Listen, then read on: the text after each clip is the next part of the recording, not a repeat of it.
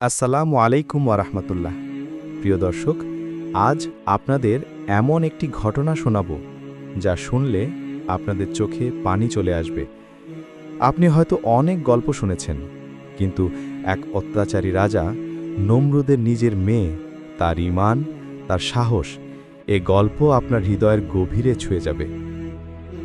আজ আমি আপনাকে এমন কিছু প্রশ্ন করব যা আপনার অন্তরকে কাঁপিয়ে দেবে। সত্যের জন্য কতটা সাহস লাগে? নিজের বাবাই যদি অত্যাচারী হয়, তবু কি সত্যকে ধরা যায়? একটা ছোট মেয়ে, সে কি করে জান্নাতের পথ ধরে, আর আল্লাহ তার জন্য কি সিদ্ধান্ত নিলেন? চলুন শুরু করি ইতিহাসের এক অবিশ্বাস্য কিন্তু হৃদয় কাঁপানো ঘটনা।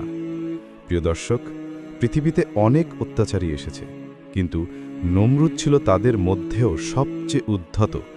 সে বলতো, আমি তোমাদের রব, আমি জীবন দেই, মৃত্যু দেই।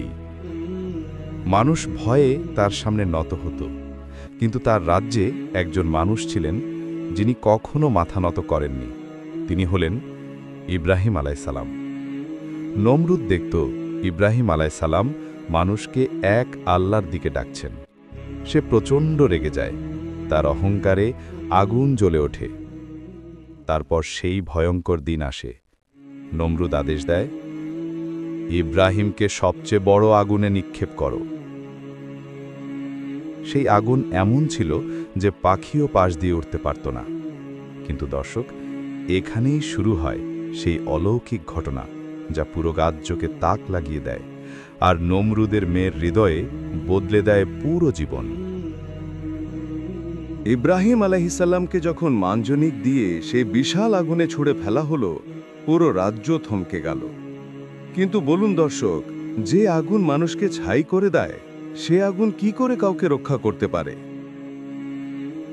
তারপরই আল্লাহর হুকুম নাজিল হল, হে আগুন, তুমি ইব্রাহিমের জন্য শীতল ও নিরাপদ হয়ে যাও।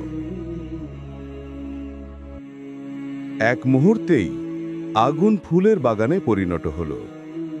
এই দৃশ্য সব মানুষ দেখল, নমরুদ দেখল, কিন্তু সবচেয়ে বেশি দেখল তার নিজের মেয়ে। সে চোখ বড় বড় করে তাকিয়ে থাকে। কি দেখছে সে? একজন মানুষকে আগুন স্পর্শ করতে পারছে না, তাকে আগুন পোড়াচ্ছে না। দর্শক, আপনি ভাবতে পারেন, একটি ছোট মেয়ে তার চোখের সামনে এমন ঘটনা দেখলে তার হৃদয়ে কি ঝড় উঠবে। নমরুদের মেয়ে ছিল কোমল মনের, সত্যের সন্ধানী।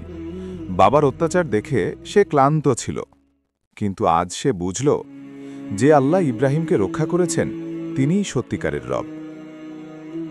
সে নিজের মনে প্রশ্ন করে, আমার বাবা কি সত্যিই খোদা? যদি সে খোদা হয়, তবে আগুন কেন ইব্রাহিমকে পোড়াতে পারল না? যে আল্লাহ আগুনের প্রকৃতি বদলে দেন, তিনিই কি সত্যিকারের রব নন? এই প্রশ্নগুলো তার হৃদয়কে কাঁপিয়ে দেয়, এবং সেই কাঁপুনি তাকে সত্যের দিকে ঠেলে দেয়। সে গোপনে ইব্রাহিম আলাইহিসসালামের অনুসারীদের কাছে যায়। তাদের কাছে জানতে চায়, তোমরা কোন রবকে মানো? তারা বলে, আমরা সেই আল্লাহকে মানি যিনি আসমান জমিন সৃষ্টি করেছেন। সে সঙ্গে সঙ্গে বলে, আমি সেই আল্লাহর উপর ঈমান আনলাম যিনি ইব্রাহিমকে আগুন থেকে রক্ষা করেছেন। দর্শক, একটা ছোট মেয়ে নিজের বাবার বিরুদ্ধে দাঁড়িয়ে সত্যকে গ্রহণ করছে, এটাই ঈমানের সৌন্দর্য। কিছুদিন পর খবর পৌঁছে যায় নমরুদের কাছে, হে বাদশাহ, আপনার নিজের মেয়ে ইব্রাহিমের আল্লাহতে ঈমান এনেছে। নমরুদ প্রচণ্ড রেগে যায়। সে মেয়েকে ডেকে বলে, তুমি কি আমার বিরুদ্ধে যাবে? আমি কি তোমার রব নই? এই প্রশ্ন, এই রাগ, এই চাপ, সবকিছু মিলিয়ে ভয়ঙ্কর মুহূর্ত। কিন্তু মেয়েটি স্থির কণ্ঠে বলে, হে বাবা, আপনি আমার বাবা, কিন্তু আমার রব নন। আমার রব সেই আল্লাহ যিনি আগুনকে আগুন হতে দেননি। দর্শক, একবার ভাবুন তো, এক শিশুর মুখে এমন কথা, এটা কি সাধারণ সাহস? নমরুদ গর্জে উঠে, তুই যদি আমার ঈশ্বরত্ব মানিস না, তবে তুই আজকে মরবি। মেয়েটি বলে, বাবা, মৃত্যু আমার জন্য ভয় নয়, আমি সত্যকে ছাড়ব না। কাহিনীর বর্ণনায় আসে, যখন নমরুদ তাকে হত্যা করতে উদ্যত হয়, আল্লাহ তার জন্য এক রহমতের পথ খুলে দেন। আল্লাহ তাকে শাস্তি ও কষ্টের হাত থেকে মুক্ত করে নেন, পবিত্র ঈমানের উপর মৃত্যুবরণ করিয়ে।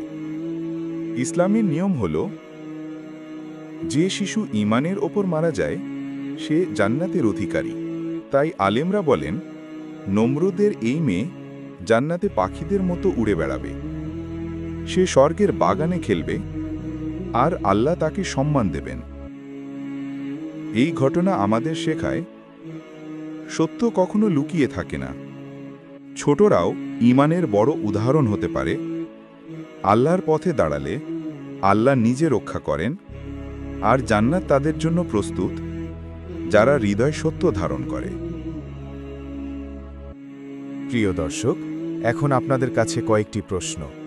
আমরা কি সত্যের জন্য এত সাহসী হতে পারি? আমাদের সন্তানকে কেমন ঈমান শেখাচ্ছি? দুনিয়ার ভয় কি আমাদের ঈমানকে দুর্বল করে দিচ্ছে? আমরা কি সেই আল্লাহকে মানি যিনি আগুনের প্রকৃতি বদলে দিতে পারেন? এই ছোট মেয়ের গল্প আমাদের চোখ খুলে দেয়। সে ছিল রাজকন্যা, তবু অহংকারে নয়, সত্যের জন্য বেঁচেছিল।